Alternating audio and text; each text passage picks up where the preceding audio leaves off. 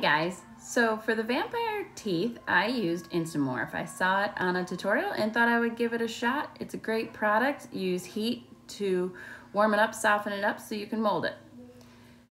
So I've already made the first two front teeth because my video didn't record that part, but I'll show you. You heat them up. I use a heat gun. You can use hot water. You can use a low temperature oven.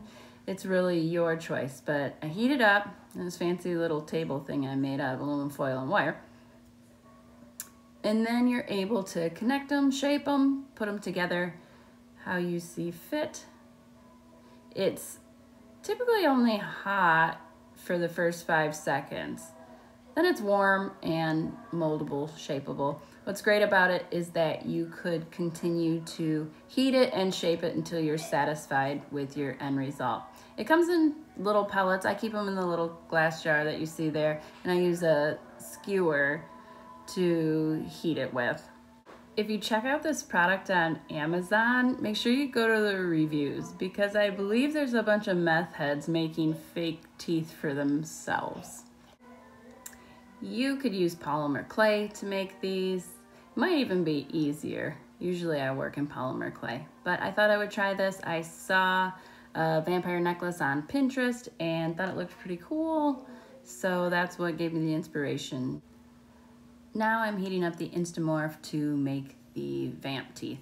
If you wanted to make it so the eye teeth were the vamp teeth, you could add 2 more inside, so you'd have a total of 6 teeth. But I thought that might be a bit big, so I decided to go with a 4 teeth setup here. So I make it into 2 pieces, 1 for each tooth, and make sure that they're evenly sized. And then you're just gonna shape it like a piece of candy corn. You're gonna keep molding it into your pointy little tooth that will be the vampire-esque part of the necklace. I'm also gonna add a jump ring.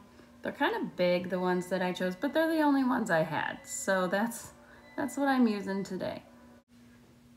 I'm gonna need to reheat it to get the jump ring to stick into the InstaMorph, but once it's in there, it is very permanent. You don't have to worry about this necklace falling apart. This InstaMorph is a hard, solid product. I bought the big bag I found on there. Oh, and by the way, InstaMorph has not given me anything for this at all. It's just a product that I tried and thought I would share with you my experience with it. But I bought the big bag and I feel like this is gonna really last a long time. Unless you decide to make a saw blade handle like they suggest on the back of it. But I do little things and I've already repaired some things with this too. It's a really great product.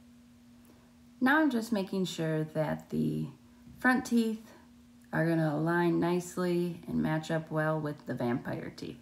So I'm gonna make a second one out of the second ball and attach that as well. Do the same thing with the jump ring so that I have a jump ring on each side of the necklace so it's balanced.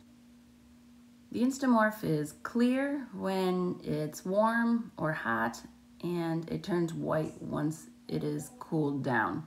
So these teeth that look clear right now will end up being completely white when I'm finished. You can put as much time and energy as you want into making these the shape that you desire. I just did it kind of quickly. I'm sure I could have made it a little more detailed, a little more perfect if I had kept working on it. So I used the back of my X-Acto knife to make sure there's some definition between the teeth and to give a little bit of a round edge on each corner. And then I'm going to work on attaching the little red bead that looks like the blood drip. My 5-year-old had a bunch of beads, so I grabbed a handful of red ones and just trying to figure out which one's gonna look best in the end. I heat up that vampire tooth that I want to hang it from, use a little needle, make a hole in it. The string that I'm gonna use is also from her jewelry making kit. It's a red string. It's kind of a cross between wire and string, and it was red, so it was perfect for this project. I don't know what wearing this necklace would mean to you. Does it mean you are a vampire? Or that you really like vampires? Or that you killed a vampire and made a necklace out of its teeth? I don't know. I really don't know. Your opinion would be much appreciated on the topic.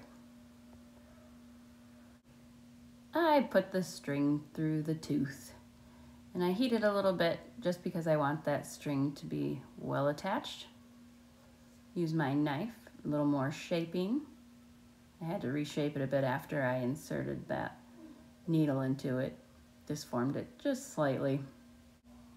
All right, we're getting close to the end here, folks. Just some final touches on this. Need to attach the bead. So I just inserted both ends of the string into the top of the bead. And then I'm gonna tie a knot at the bottom of the bead. The string isn't the most fun for tying knots. Then once I'm able to get the knot where I need it to be, I use some glue to secure the bottom of the knot so it doesn't come untied, E6000, and also make sure that the knot doesn't slide through the hole in the bead. An upside of these extra large jump rings is that it is very easy to insert any chain of your liking. All that's left is to let this glue dry and put the necklace on. This was a pretty easy project. I really hope you try it. It'd probably take about a half hour. Just all depends on what kind of energy and effort you want to put into it. All in all, InstaMorph can be really useful in Halloween projects, costumes, anything you want to use it on. Just don't burn yourself with really hot tools. You might want to use some tweezers to hold things instead of your fingers. I find the water method, the water cools down really quickly, so you have to constantly reheat it. But I hope you enjoy this project and you give it a try. Thanks.